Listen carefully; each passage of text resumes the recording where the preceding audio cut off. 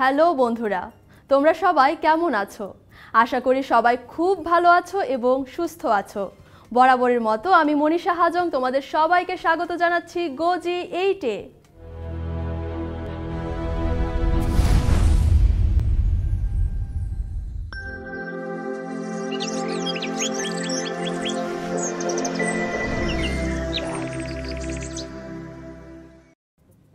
বন্ধুরা, গত এপিসোডে আমরা জেনেছিলাম একাদশ দ্বাদশ শ্রেণীর ভূগোল প্রথম পত্র বইয়ের নবম অধ্যায়ের ইকোসিস্টেম সম্পর্কে এবং তারই ধারাবাহিকতায় আজকে আমরা জানব জীবমণ্ডল অধ্যায়ের বায়োম সম্পর্কে। বন্ধুরা, চলো তাহলে শুরু করা যাক।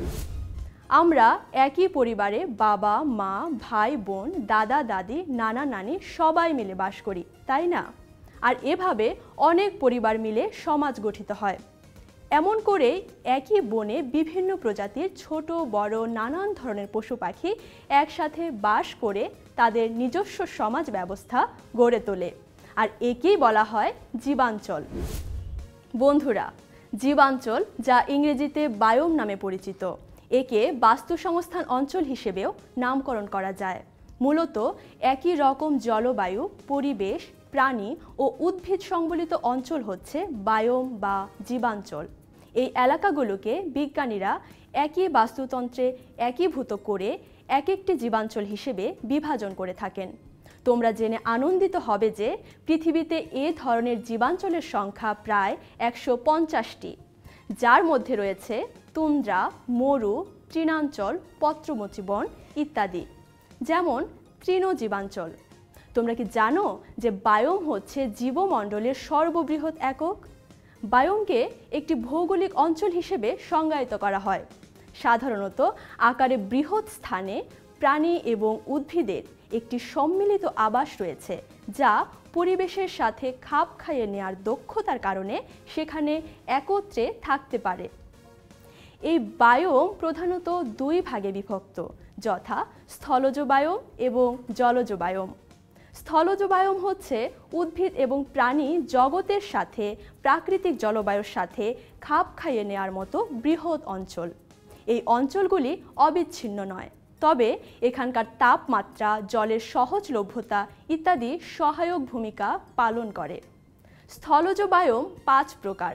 এখন আমরা এদের সম্পর্কে জানব। প্রথমেই তুন্দ্রা বায়োম।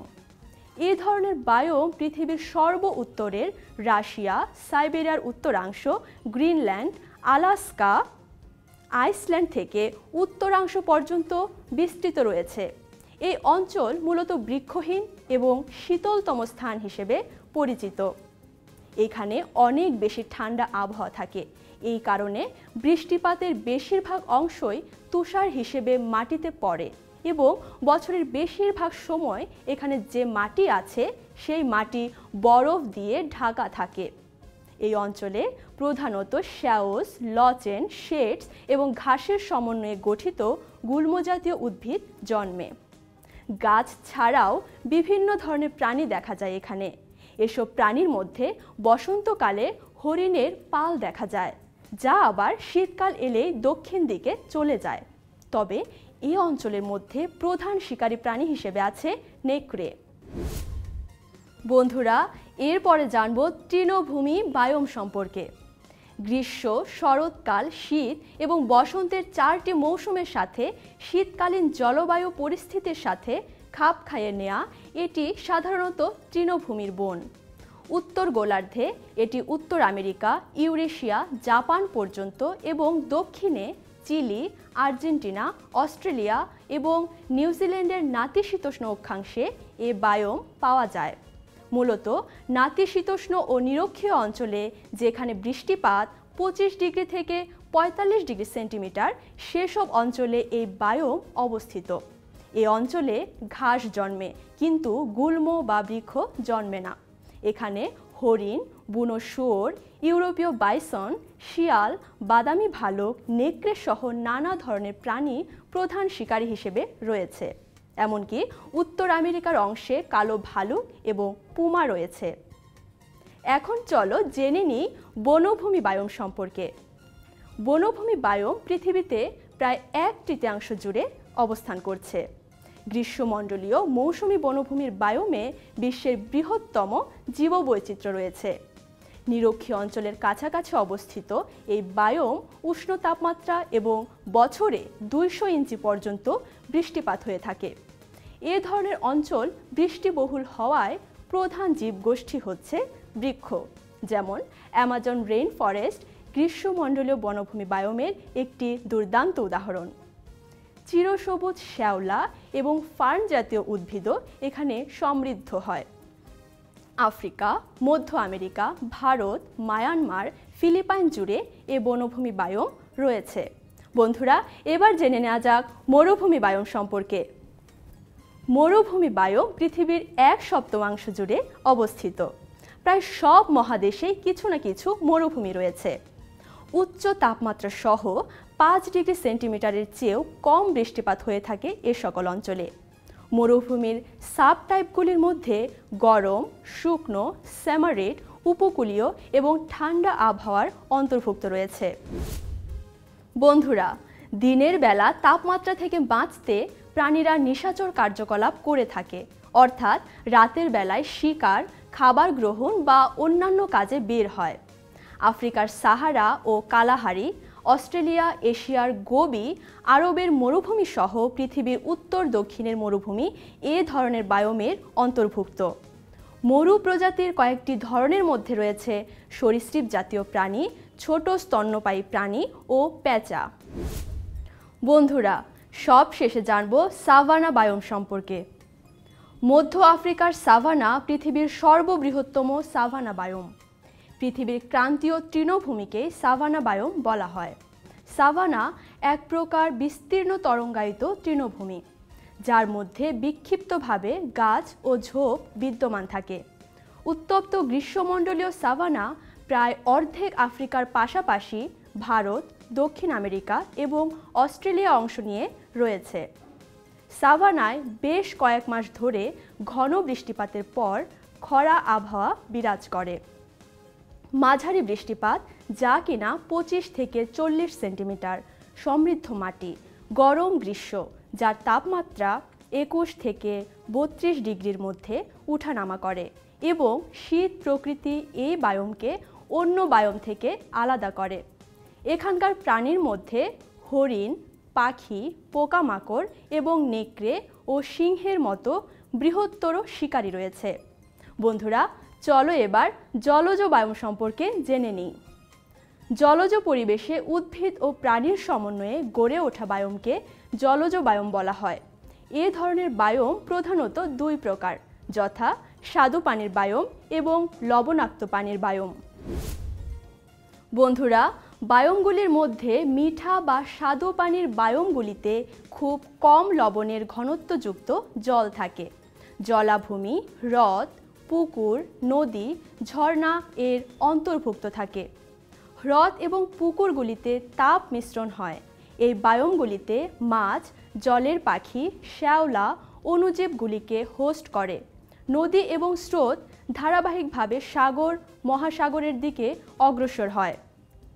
লবণাক্ত পানির বায়োম মূলত সাগর এবং মহাসাগরে গড়ে ওঠে। পৃথিবীর প্রায় 3/4 জুড়ে সাগর এবং মহাসাগরের অবস্থান।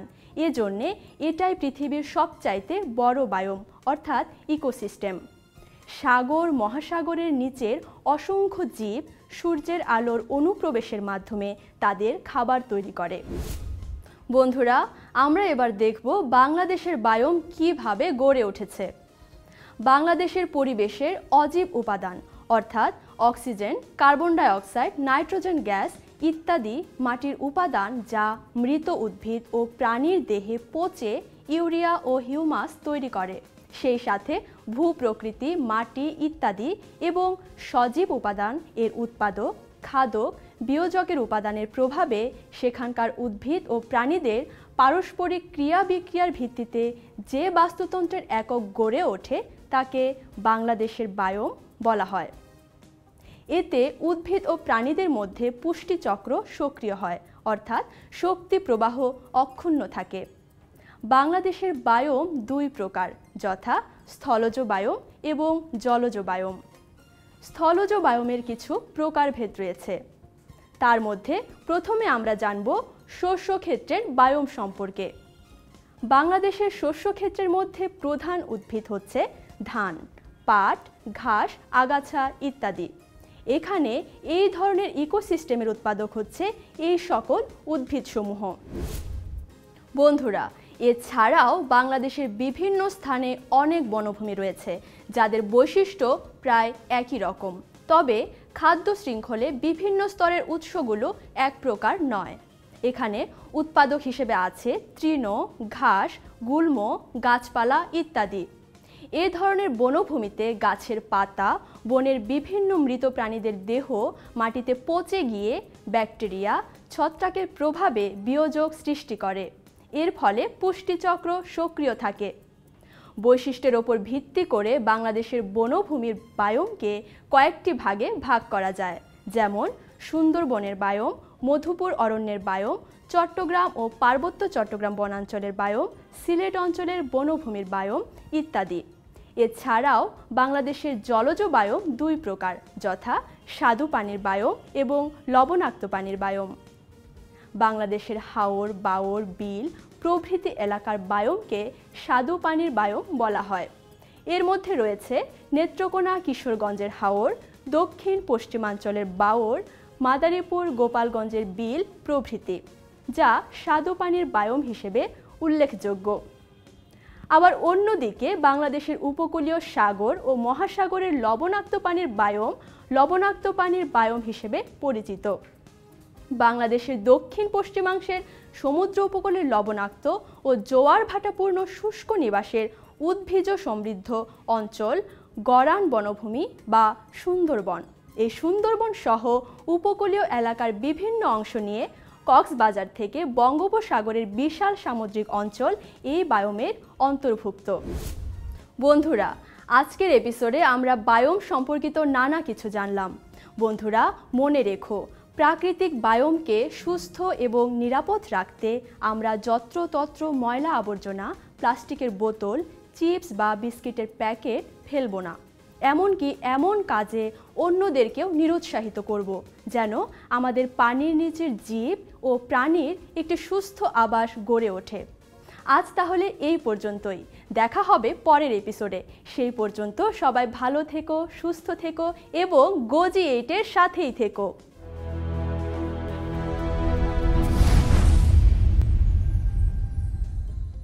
বন্ধুরা, এবার এই অধ্যায়ের কিছু গুরুত্বপূর্ণ নোটস জেনে নেওয়া যাক।